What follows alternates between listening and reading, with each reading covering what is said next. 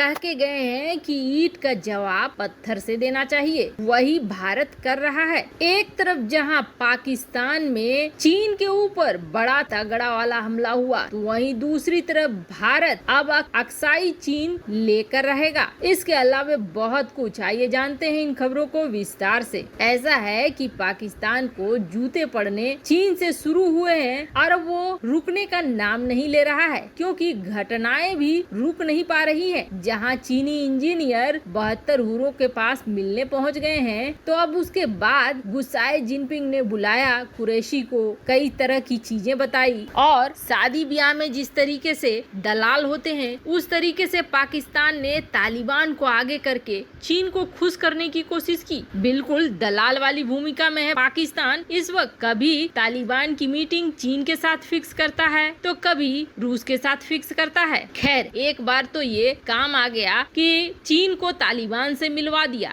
अब तालिबान से मिलने के बाद चीन को लगा कि चलो गलती माफ कर देते हैं पाकिस्तान की और थोड़ा समझा बुझा देते हैं। यहाँ तक कि चीनी वर्कर्स डर के मारे राइफल लेके AK-47 लेके काम पर जाने लगे। लेकिन ये AK-47 कब तक काम आएगा? ये जो बलूचिस्तान का इलाका है ये अब बिल्कुल दहक रहा है। जिस तरह की कश्मीर बनाने की कोशिश पाकिस्तान ने भारत में की थी, अब उससे भी बुरा हाल हो गया है बलूचिस्तान का। बलूचिस्तान का जिस तरीके से दोहन किया है पाकिस्तान ने, ये तो होना ही था। अब यहाँ पर आपको याद होगा 22 अप्रैल जो क्वेटा नाम की जगह है, यहाँ सेरेना होटल है। ये सेरेना होटल में चीनी राजदूत ठहरे हुए थे। तब यहाँ कार में एक बड़ा विस्फोट किया गया था और उस धमाके में भी 5 लोग ऊपर चले गए थे और 1 दर्जन तो घायल हो गए थे। और इस तरह के शहर में कई हमले हुए थे जिसमें सुरक्षा कर्मी, नागरिक ऊपर पहुंच गए थे। अब पिछले महीने के अंत में भी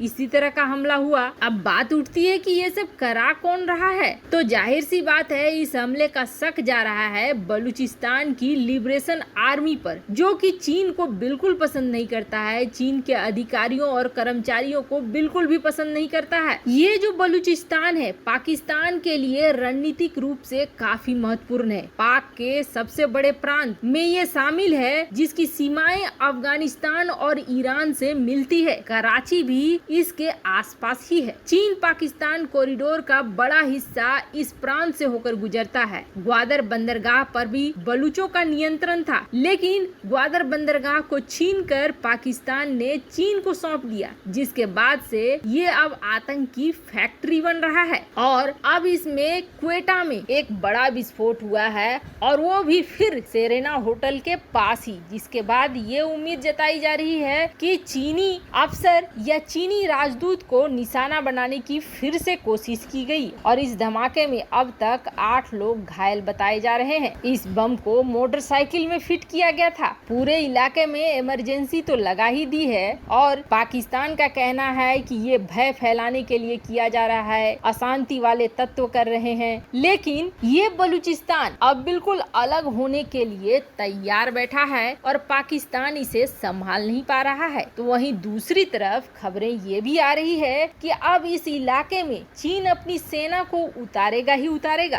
पहले भी चीन ने 40,000 सेना उतारने की बात कही थी और यहाँ तक ये कह दिया था कि इस इलाके को चीन अपना ग्वादर सिटी पोर्ट बनाएगा, जहाँ चीन का सिक्का चलेगा, चीन का वीजा चलेगा, चीन की करेंसी चलेगी, यानी चीन को बेच दो ये इलाका पाकिस्तान से, ये कह रहा है चीन। पर फिर भी चीनियों का यहाँ रहना दुश्वार हो जाएगा। इतना आसान नहीं होगा बलूचिस्तान को कब्जे में लेना चीनियों के लिए। वैसे तो लद्दाख मुद्दे पर इस वक्त मीडिया में उतनी कवरेज नहीं आ रही है, लेकिन पिछले 2 दिनों में लद्दाख में जो हुआ है वो बिल्कुल गेम चेंजर है। दरअसल चीन ने एक तरफ गोगरा हॉट स्प्रिंग में डिसएंगेजमेंट की बात कही और कुछ जगहों पर अपने अस्थायी ढांचे को गिराया, तो वहीं दूसरी तरफ लद्दाख से लगती सीमाओं पर रॉकेट लॉन्चर की तैनाती कर दी और वो 1 नहीं 2 नहीं बल्कि बड़ी संख्या में। कई पोस्ट अभी भी ऐसे हैं जहां पर से चीनी सेना पीछे हटने को तैयार नहीं है। अब स्क्रीन पर इस मैप को देखिए। वैसे इस मैप को देखने से कुछ भी समझ में नहीं आएगा, लेकिन यहाँ 2 पॉइंट्स हैं जो काफी महत्वपूर्ण है। एक है ये ये लनकला और एक है ये कोंका पास। कोंका पास के पास में है गोगरा और गोगरा को लेकर चीनी सेना पीछे हटने को तैयार नहीं थी और अभी भी ये डिसएंगेजमेंट बहुत हल्की मात्रा में हुई है। अब आप सोचेंगे कि आखिर ऐसा क्या है कि यहाँ भारतीय सेना भी आमने सामने खड़ी हो गई है, हिलने को तैयार नहीं है और चीनी सेना भी ऐसा कर रही है। तो दरअसल इस अक्साई चीन को देखिए, यहाँ तक पहुँचने का रास्ता है लनकला और लनकला काफी महत्वपूर्ण है क्योंकि यहाँ पर बने हुए हैं पैसेज रास्ते जो अक्साई चीन तक ले जाएंगे। पहाड़ी इलाका होने की वजह से ऐसी जगहों का बहुत ही ज्यादा महत्व बढ़ जाता है। जो पैसेज बनाते हो, रास्ता बनाते हो, चीन ये चाहता था कि भारतीय सेना यहाँ से पीछे चले जाए और यहाँ पर एक बड़ा बफर जोन बन जाए जिससे कि भारतीय सेना कभी भी क्रॉस करके इस रास्ते के जरिए अक्साई चीन न पहुँचे। भारत को भी ये चीज पता है, इसलिए भारत ने साफ इनकार कर दिया कि यहाँ से हम हटने वाले हैं नहीं। अब चीन ने भारत के ऊपर दबाव बनाने के लिए रॉकेट लॉन्चरों की तैनाती कर दी ताकि डर जाए और इसी तरह के निर्णय ले ले। लेकिन मजे की बात यह है कि चीन ने जो ये रॉकेट लॉन्चर तैनात किए हैं इसकी रेंज है मात्र 100 किलोमीटर और ये है काफी पुराने समय के। और बड़ी बात यह है कि भारत ऊंचाई पे है और चीन नीचे है। ऐसे में रॉकेट लॉन्चरों का इस्तेमाल बहुत अच्छे से चीन नहीं कर पाएगा भारत के खिलाफ। और अब डीआरडीओ ने चीन के स्वागत के लिए बड़ी तैयारियां निकाल कर रखी हुई हैं, जिसमें दर्जनों ऐसी छोटी बड़ी मिसाइलें लगा दी हैं जो इन रॉकेट लॉन्चरों का बहुत बड़ा जवाब है। और बड़ी बात यह है कि भारत की तरफ से जो हिमालय का क्षेत्र पड़ रहा है वहां पर भारतीय मिसाइलों की तैनाती करना या भारतीय मिसाइलों को ऑपरेट करना भारत के लिए आसान है, चीन की तरह मुश्किल नहीं है।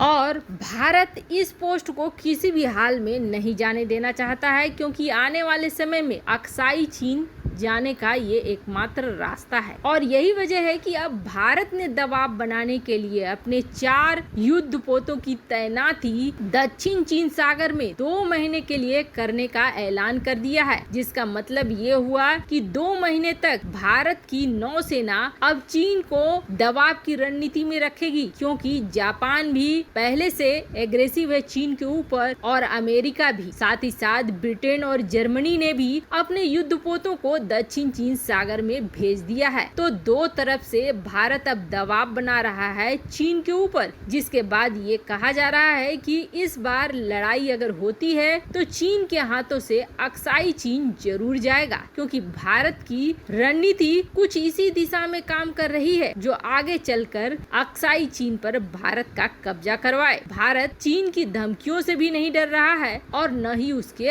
हथियारों से। वैसे आपको क्या लगता है, दक्षिण चीन सागर के लिए भारत ने जो निर्णय लिया है क्या वो सही है या गलत है? कमेंट कर अपनी राय जरूर बताएं। जल्द मिलते हैं अगले वीडियो में नई खबर के साथ।